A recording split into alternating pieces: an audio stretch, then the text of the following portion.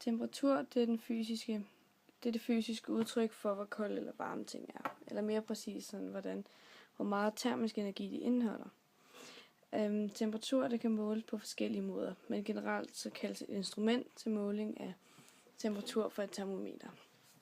Gennem tiden, der har man så også brugt en masse forskellige temperaturskalaer, men den vi kender bedst i Danmark, og den man sådan mest bruger i Europa, det er den, der hedder Celsius-skalaen. Og der er så også Fahrenheit-skalaen, som man primært bruger mest i USA, og så andre lande ude for Europa.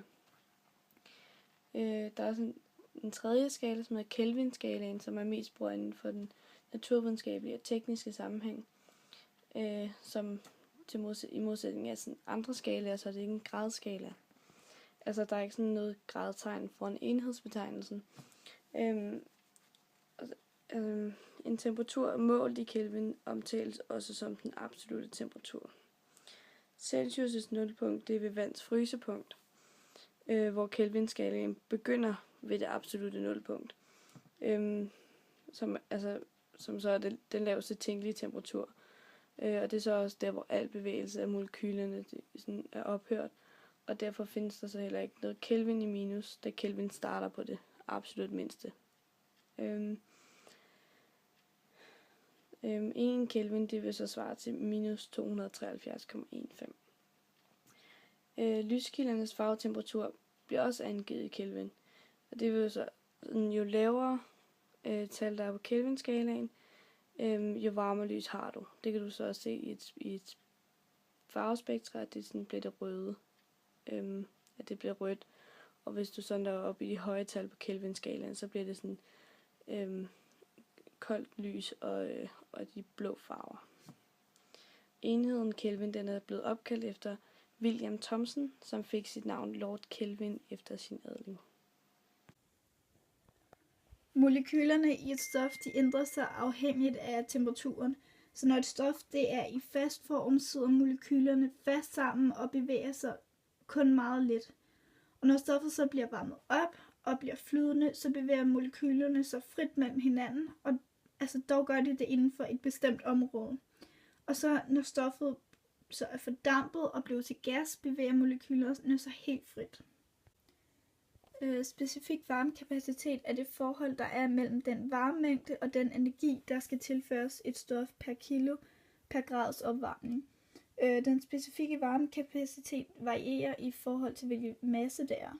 Og vi har lavet et forsøg med den specifikke varmekapacitet for vand, hvor vi havde en elkedel med vand, som vi skulle opvarme. Og for at regne ud, hvad varmekapaciteten var, brugte vi den her formel. Og M, det står for massen, og CV, det er den her varmefylde, og det er så for vand, og vand, ligger så altid på 4.200. Og T2, det er sluttemperaturen, og T1, det er starttemperaturen.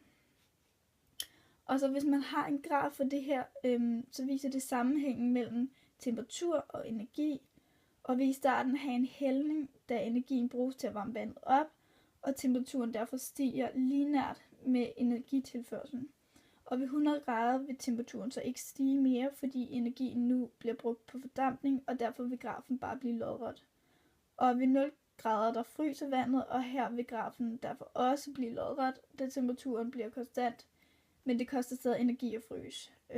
Grafens hældning er varmekapacitet, og hældningen svarer altså til, hvor meget energi det koster at opvarme den aktuelle mængde af vand 1 grad. Og for så at finde den specifikke varmekapacitet, dividerer man hældningen med massen og det vand, som er blevet opvarmet. Energi kan ikke forsvinde eller opstå af sig selv. Det kan omdannes fra en form for energi til en anden form for energi, og det er så der kan få fysiske processer i gang. Men den samlede energi vil altid være bevaret, fordi et tab i den ene energiform vil føre til en nøjagtig lige så stor tilvækst i en eller flere andre energiformer. Det vil også sige, at den energi, vi havde ved universets fødsel, Big Bang, det er også den samme energi, som vi har nu. Energiomdannelse, det er det her, når man går fra en form for energi til en anden. Det er for eksempel, at når vinden blæser, så er det kinetisk energi. Det får så møllevingen på en vindmølle til at dreje, og der er det stadig kinetisk energi. Men lige så snart at generatoren går i gang, og generatoren den drives, så bliver det omdannet til elektrisk energi, som så igen bliver omdannet til stråling, lige så snart pærens glødetråd opvarmes, og pæren så begynder at lyse. Det er også, hvis man holder en bold op i luften, så er det potentiel energi. Når man så slipper, så omdannes det gradvist til kinetisk energi, og lige inden det rammer, så vil det så udelukkende være kinetisk energi. Når bolden rammer, så vil alt energien så omdannes til varme, fordi at varme er den energi med den laveste kvalitet.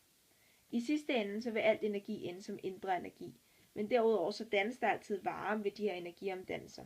Nogle processer, de er meget spildvarme, og andre de er meget lidt. Man er selvfølgelig interesseret i så lidt spildvarme som muligt, fordi at det er spild af energi ved den givne proces, man nu er i gang med.